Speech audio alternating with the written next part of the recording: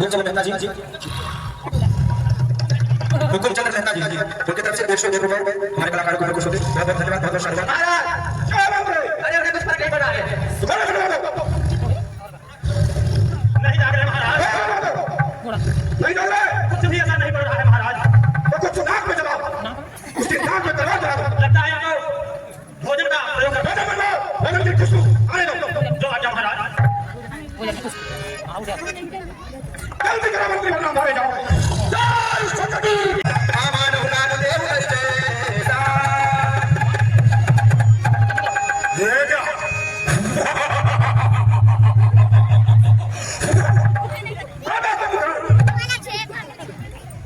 ये मैं आज क्या देख रहा हूं मेरे भ्राता महाराजा दशरथ आओ भ्राता के चरण में स्वीकार करो बेटा तुम करें जय सतगुरु आओ कुंभकर्ण को उठा काहे जब मुख रहे उठा सर और युद्ध कर कौन जीवित रहेगा और कौन मरेगा ये तो युद्ध के बाद इतिहास ही बताएगा। अरे तेरा डर क्यों रहा है पापड़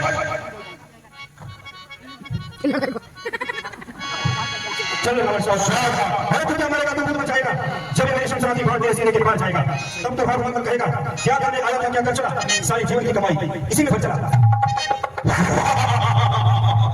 सावधान हो जाओ युद्ध में ज्यादा बातें अच्छी थी क्योंकि मैंने आकर तुम्हारा दर्शन नहीं करना चाहती केवल संग्राम करना चाहती अवश्य तुम्हारी कोई आकांक्षा पूरी करना चाहे सावधान। अरे ये तो पता चल जाएगा युद्ध के पश्चात आप अपने ही रूप से अपनी बड़ाई करते हैं और फिर ये भी कह रहे हैं कि हम साक्षात परम ब्रह्म हैं किस प्रकार के परम ब्रह्म हो जो कि खुद बड़ाई कर रहे हो सावधान हो तो पर मैं तब से युद्ध के लिए ललकार रहा हूं। रावण वो सुन नहीं कहते हैं जो अपने आप प्रदान करे वो कार्य नहीं कर सकते हैं जो बातों का भुगतान करे। तो फिर क्या इच्छा है इच्छा तुम्हारी क्या है मैं तुम्हें अभी मौका देता हूं रावण तुम सीता को सम्मान सहित वापस लौटा दो और हमारे शरण में चले आओ तो शायद तुम्हारी हरी हरी गंगा बच सकती है। मैं तुम्हें पुनः समझा रहा हूं रावण कि मुझसे संधि कर लो यदि तुम अपने प्राणों से मोह करते हो तो हमसे संधि कर हमारे शरण में चले आओ मैं तुम्हें छोड़ दूंगा। बोलिए श्री रामचंद्र भगवान की संधि कर लो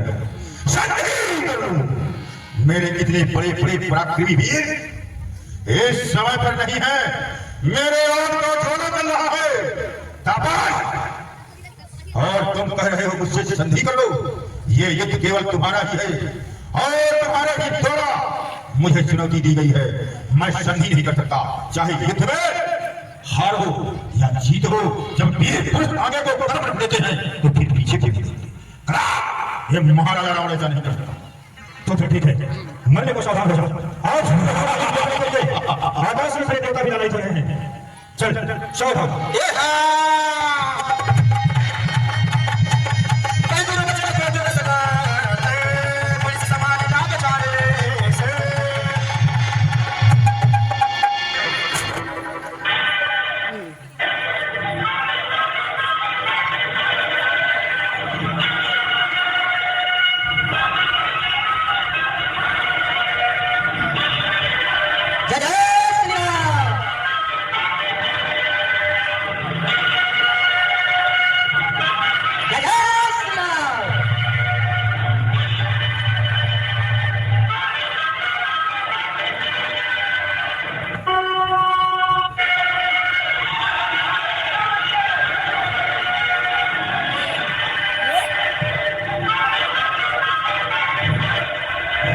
याद आया याद आया वो कुलद्रोही,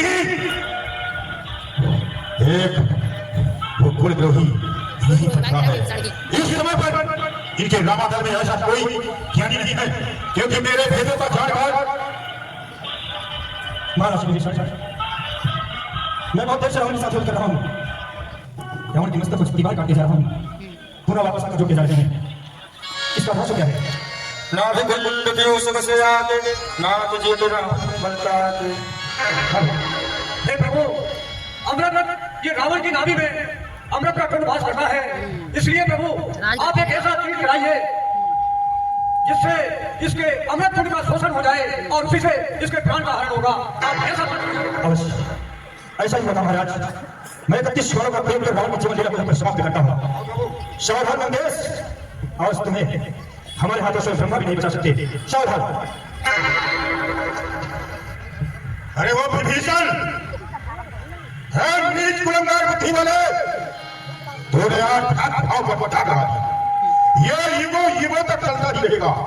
और मैं तो तुझे ऐसी जगह भेजा था कि जा, लंका में तेरा कल्याण नहीं है, तू वैसी जगह जा जहां जाने से तेरे लिए स्वर्ग का द्वार खुला होगा। अरे आज तूने अपने भाव पर धोखेबाजी की। जा, मेरा भी श्राप है तेरे लिए, जब तक ये चंद्र और सूरज रहेंगे तब तक तू इसी प्रकार से भटकता रहेगा, भटकता रहेगा। सावधान बाबा, सावधान।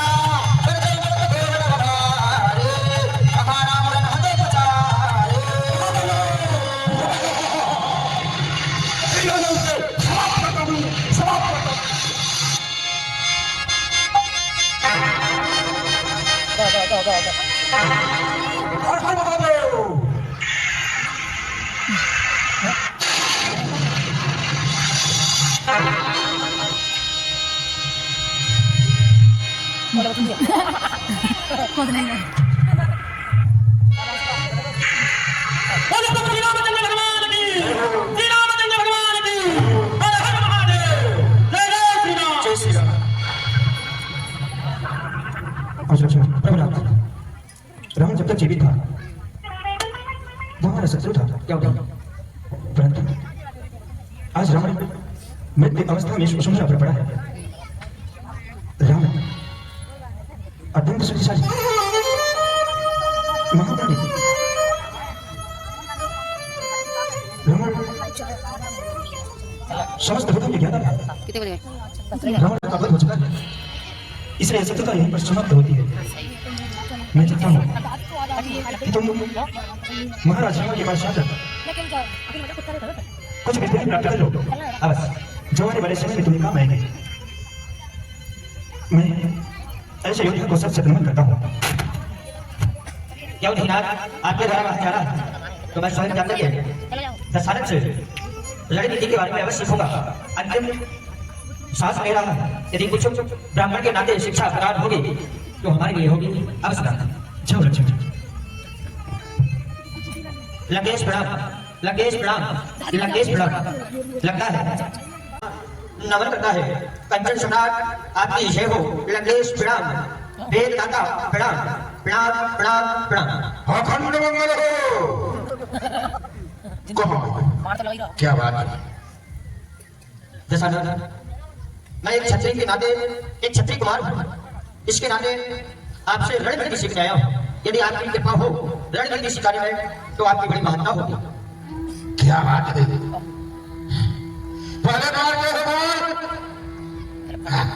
पहले मार के दीवार, फिर पूछते हो राजनीति। अरे ऐसी रणनीति सुनाऊं मैं? जाए कहो रामजू से आवे समीप मेरे, खर्चे कुछ मार आराम कर। और दोनों बुद्धि के जल के साथ दोनों नेत्र है नलाई तेरे, दर्शन को पाए को नीति राजा कौन होगा? और उन्होंने कहा है कि जो अयोध्या का राजा बनेगा उसे मेरे समक्ष पहुंचाएं, जिससे मैं राजनीति उनको ही उपदेश दूंगा। तो प्रभु मैं दशरथ पुत्र राम लंकाधिराज महाराज रावण के चरणों में प्रणाम करता हूँ। अखंड विजयी भव। ये महाराज, बस मैं इस समय आपके पास याचक बनकर कुछ मांगने आया हूँ। यदि आपकी आज्ञा हो तो मैं प्रस्तुत करूँ। कहो रहो, तुम तो वो हो, तुम सब जानो अंतर्यामी, और फिर भी लक्ष्य एवं बड़ाई इस ब्राह्मण को देना चाहते हो। क्यों नहीं? जो आप करोगे वो अच्छा ही करोगे। कहो, क्या कहना चाहते हो? महाराज, मैं इस समय आपके पास राजनीतिक विद्याएं प्राप्त करने हेतु आया हूँ। कृपा करके मुझे बर्दाश्त कष्ट करें। अवश्य रखो, क्यों नहीं? राजा को चाहिए कि वो प्रजा को अपने संतान समान रखे, प्रजा को अपना भाव और अपनी घटा विश्वास प्रजा पर ही बनाए रखना चाहता है। ये तब तक राजा 18 लोगों को लेकर राज्य का संचालन करता है, जैसे कि मंत्री, खजांची, वेतनदाता, भुगतान, सचिव, रसोइया, महल पर रहने वाली, डेढ़ी पर रहने वाली, दरोगा, आज ये राजा के विशेष कारण होते हैं। और राजा पर 14 दोष भी पाए गए, जो कि मध्यात्मिक फैसलों से जो चलता रहे तो उसके जीवन में कभी भी ना आए कल। यही है राजा के लिए मुख्य उपदेश। और विशेषकर राजा को यह चाहिए कि जिस प्रकार से ये महाराजा रावण पतन की ओर चला गया, हाँ, उस प्रकार से काकाकार कभी भी नहीं करना चाहिए। धन प्राय किसलिए भारी फिर हे राम, तुम्हारा धन युद्ध देख देख लगते बनता है, तब लेते तुम चाहते हो कुछ नहीं समझ में आता। ये तुम्हारे मान युद्ध समय देखकर प्रभु मेरी यही अभिलाषा है। बस अब और ज्यादा नहीं बोलूंगा। माने महायुद्ध में ये प्रश्न है मेरा, महायुद्ध में राघव विजय मेरी हुई या आप? महाराज, इस युद्ध में प्रणव विजय आपकी हुई, जैसा मैंने आपके बारे में वेदों में पढ़ा था, जैसा मैंने आपके बारे में एक बार नहीं 1000 बार सुना था, वो आज है। ये महाराजा रावण आपको नहीं, रात को नहीं, पर इस ब्रह्म रूपी राम को, इस राज का अंतिम प्रणाम। हे राघव, ये आपकी ही वाणी है कि आपकी 2 तरह की भक्ति होती है। ये तो पूजा अर्चना करके आपकी श्री चरणों का पाठ करता है, और अधर्म पाप करके आपके श्री चरणों का मोक्ष पाता है। उन्हीं में से मैं एक था। आज महाराजा रावण की अधर्म रूपी तपस्या सफल हो गई। राघव, अब हमारा प्रस्थान सीधे आपकी धाम की ओर है। इस राक्षस रावण का आखिरी प्रणाम स्वीकार करो, स्वीकार करो। अच्छा सुनो ढंग से।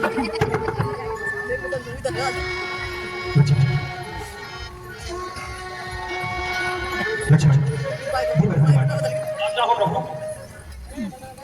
मैंने सभा भीष्म को यह वचन दिया था कि मैं उन्हें लंका का राजा बनाऊंगा। सुरक्षा तुम हनुमान लंका में जाकर सभा भीष्म को लंका का राजा बनाऊंगा, उनका राज तिलक करो। मैं नगर में प्रवेश नहीं कर सकता हूँ, इसलिए इस कार्य को तुम ही करो। जाओ जो आज्ञा प्रभु। जाओ लक्ष्मण कर रहे हैं विकास करो तो ना बिगिसन है। अच्छा जिनको राज लगो जिनको ना लंका हर दूर में चले कभी सुन प्रभु बजना ये जाए बजना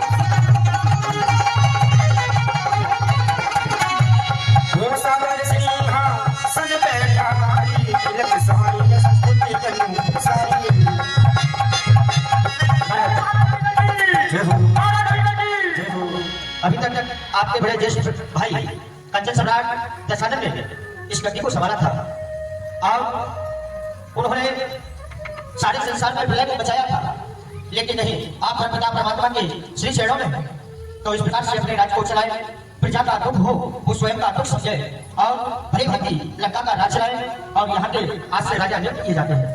जो आ गया भगवान, जो आ गया प्रभु। नीचे बोल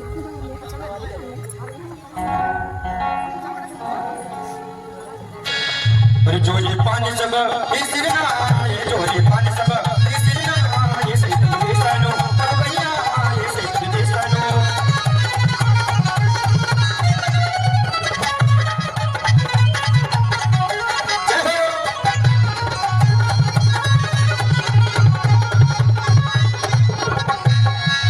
जो ये पानी सब इस ना, सही सजे प्रभु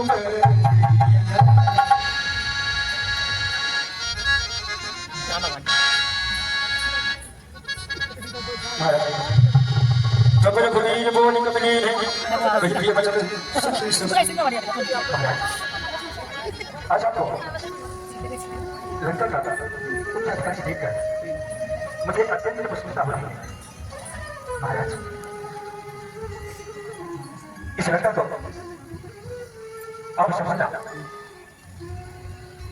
और अपने बचाओ का भरी भारी इतना करना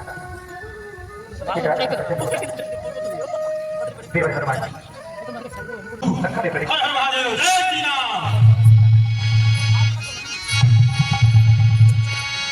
उन प्रभु बोले हनुमान गंगा जाओ करो भगवान।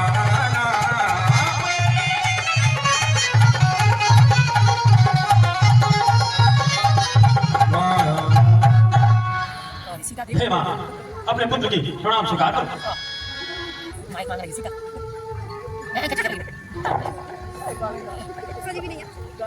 सीता को कहना हिंदी सीता को तो वही बनो भी ये देखा क्या समाचार है? माँ, आप बिल्कुल भी चिंता ना करें। युद्ध की बहुत ही शुभ समाचार है मातेश्वरी। प्रभु विजय प्राप्त कर देंगे, आपको बुलाने के लिए हमको भेजे हैं माँ। ठीक है पुत्र हनुमान, चलिए अवश्य। चलिए माइक करेगी सीता को नीचे चलिए।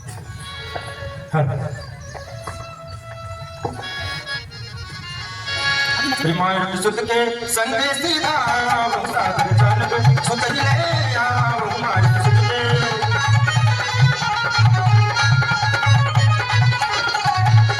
माय सुत के संग सीधा सागर जन सुत ले आओ माय।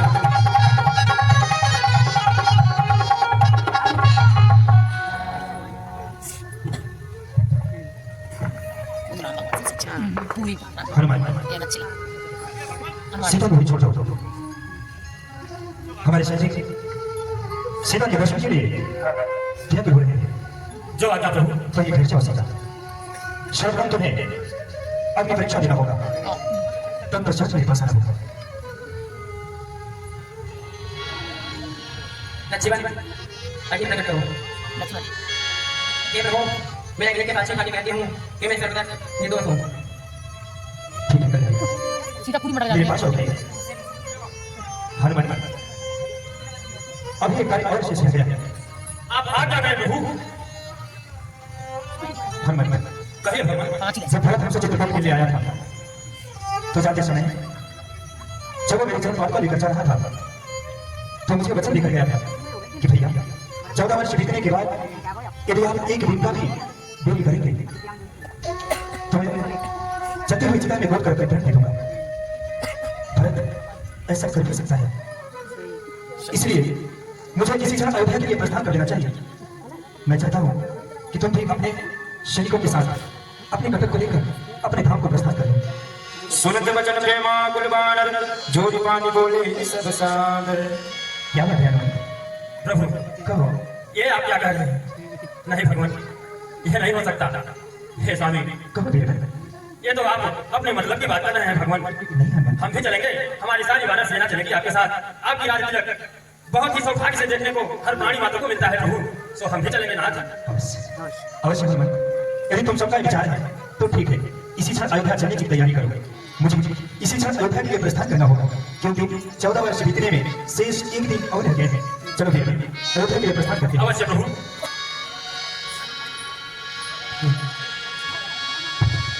प्रेम नमः प्रिय चरण सिर नारायो चरण से विमान चलायो चलत विमान पुलिस हंसा अवध में आए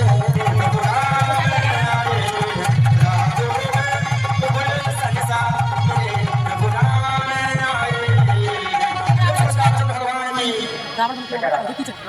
यहाँ पर उपस्थित हुए सभी गुरुजनों का चरण वंदन करता हूँ।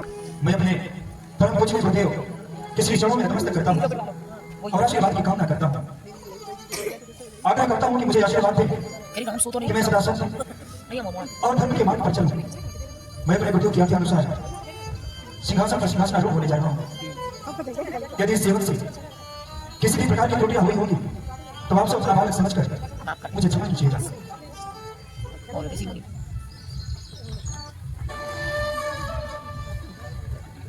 सीधा करा लेंगे जल्दी करो भाई उनको ट्राई का ही है ट्राई का ही आता है कुछ आ गई है जल्दी सीधा ब्लाउज तो कोई ना जल्दी जल्दी पीने वाले जो कोई नहीं देखो होगा राजा से